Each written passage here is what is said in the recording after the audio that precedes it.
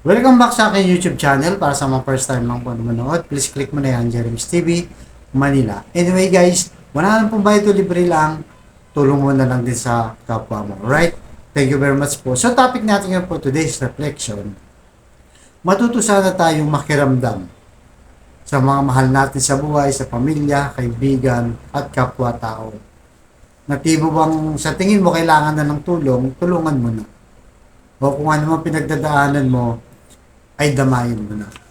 So ayon sa mga taga-Galasya, chapter 6 verse 10, kaya nga sa lahat ng pagkakataon ay gumawa tayo ng mabuti sa lahat ng tao, lalo na sa kapatid natin sa pananampalataya. So yun guys, napakalinaw, napakagandang mensahe. So gumawa daw tayo ng mabuti sa lahat ng tao. At lalong-lalo na sa ating mga kapatid sa pananampalataya. Halimbawa tayo bilang Katoliko, di ba? O kaya naman kung nagsiserve ka sa simbahan, yung mga organization doon. Yan ang bilin ni San Pablo sa mga taga Galacia. Ayan. So, kung makita natin, di ba, yung mga kapatid natin, halimbawa, na makita mo yung magandang postura niya, napaayos, medyo umingiti ng konti, pero sa loob nun, may mga pinagdaraanan palang matinding problema o mabibigat na problema. Kumbaga, konting-konti na lang, bibigay na siya. Kaya napakahalaga guys na maging aware din tayo sa ating mga mahal sa buhay. So, yung kausapin mo, alam ba, kung malayo man siya, kumustahin mo man lang kung ano ng sitwasyon niya, di ba? Baka nahihirapan siya. Sa simpleng tawag mo ng pagkumusta mo, baka mapangiti mo ba siya, di ba? Ambis na yung time na yun, baka bumigay na siya dahil kinausap mo o kaya naman tinulungan mo dahil nangangailangan. At kung meron ka rin namang itutulong, itulong mo na. Huwag na yung iba na, di ba, pag tumulong, nagpahiram ng pera, minsan pinapatubuhan pa, di ba? May ang laki pa ng tubo. Minsan 5-6 pa. Di ba? 20% pa yung dinadagdag. So, imbis na makatulong ka, lalo mo pang nailulog mo. Kasi paano kung wala kang tubo? Ibig sabihin, hindi mo siya pahihiramin. So, tulong mo na lang din. Hayaan mo na kung konting halaga lang naman at meron ka namang sobra, tulungan mo na yung kapatid mong nangangailangan o kamag-anak o kaibigan. Dahil napaka-importante sa time na nangangailangan sila. So, alam niyo po, lahat tayo may mga problema sa buhay. Lahat tayo may kanya-kanyang pinagdadaanan. Ang nagiging pagkakaiba-iba natin, ay yung estado o yung sitwasyon o kung gaano kabigat yung dinadala. Yung iba, nakasakay ng barko, di ba? Parang ganun yung pili, medyo maluwag pa. Pwede pang papasyal-pasyal ng konti. Yung iba naman, nakasakay na lang ng bangka, medyo lulubog-lubog na sa alon yung bangka nila.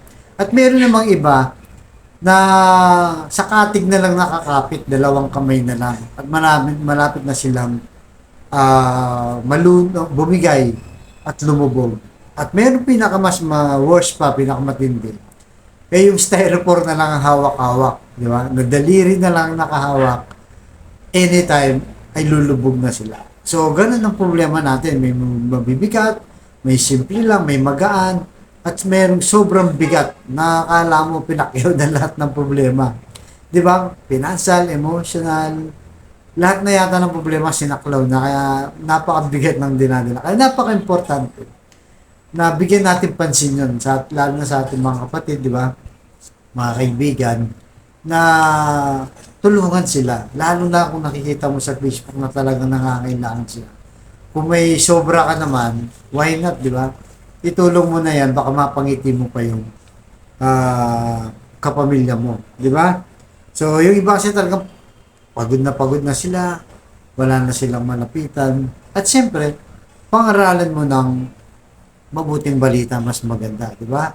Kasi ano man ang dinadaanan natin problema, kung maganda yung relasyon natin sa Diyos, ay kaya-kaya natin yung dalhin. Kasi yun ang nagiging problema. Yung mga tao, mga mahihina talaga sa mga matitinding problema pag dumarating sa kanila, kagad na bumibigay o pinanghihinaan ng loob, nawawalan ng pag-asa. Sila yung tao na na hindi magandang relasyon sa Diyos o hindi malapit sa Diyos. Kumbaga, wala kang mahawakan. Hindi ka nagsisimba, hindi ka marunong magdasal, di ba? Yung pamilya mo, di ba, padre di pamilya ka o ilaw ka ng tahanan, hindi mo mag-order yung pamilya mo papuntang simbahan o magdasal man lang, magpasalamat sa Diyos. Kumbaga, sabog-sabog ang pamilya mo. Di ba?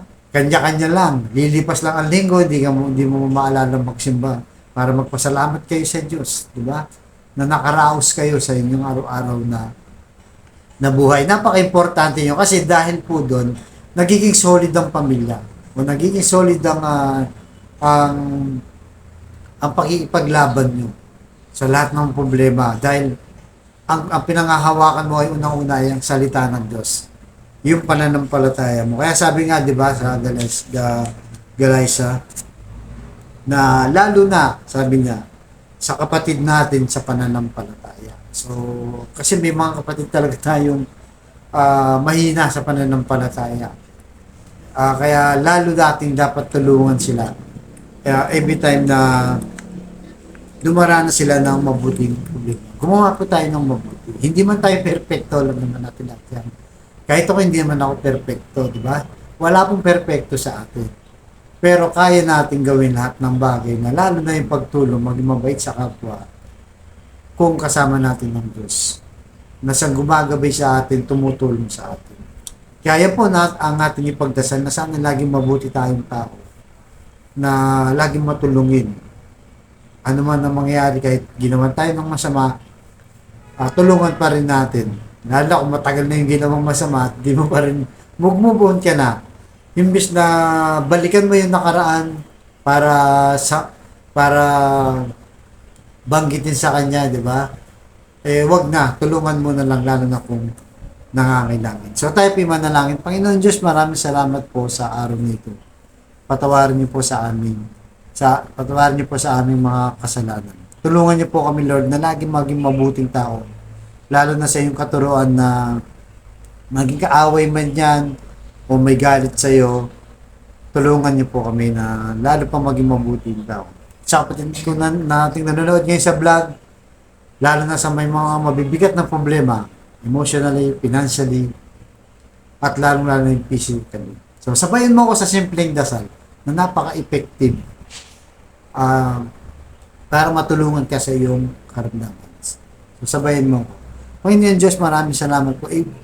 Ipuhin niyo po ng mapagpalang kamay ang kapatid namin ngayon dumaranas ng paghihirap, lalo na sa kanyang physical na katawan.